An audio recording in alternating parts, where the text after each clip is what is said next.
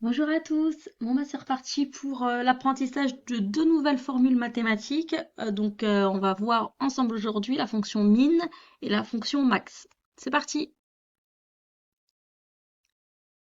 Donc là on est sur une feuille de calcul Excel, ça va être très simple. J'ai fait un petit tableau avec voilà des différents types de dépenses. Donc voilà, Émilie, Steven, Fabien, Émilie, Malika, et avec des montants justement correspondant à chaque personne. Et là, dans tous ces types de montants, on va voir ensemble la formule min. Donc ça veut dire que ça va renvoyer à la valeur minimale d'une plage de cellules que j'aurais sélectionnée. Donc là, c'est ce qu'on va faire, on va le faire ensemble. Vous voyez, je vais supprimer le résultat.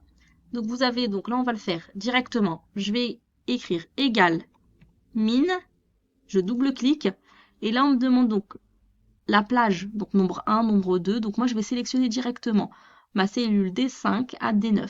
Je ferme ma parenthèse et j'ai la valeur minimum de 1 euro. Et on voit bien dans mon tableau que 1 euro représente bien le minimum de tous les montants qui sont dans ma plage de données.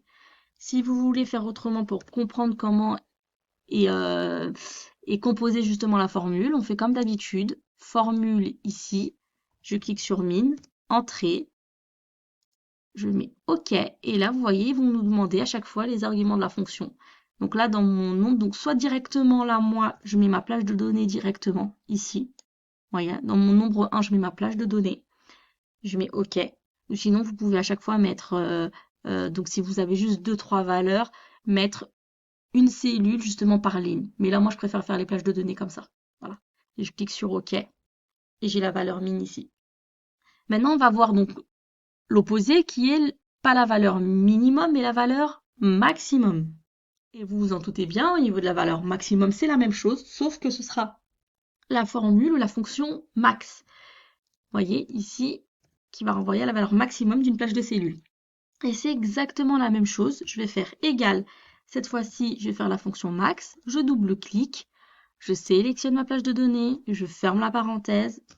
Entrée. Et j'ai bien le montant maximum qui représente 42 euros, qui est la valeur maximum de ma plage de données. Voilà. Donc c'est assez simple aujourd'hui. On ne va pas prendre plus de temps. On verra par la suite qu'au niveau des fonctions min et max, on peut aller plus loin en sélectionner différents critères en plus. Mais ça, on verra ça dans une autre vidéo. Merci, n'hésitez pas à mettre un j'aime, n'hésitez pas à partager, à commenter et à nous donner de la force. Comme d'habitude.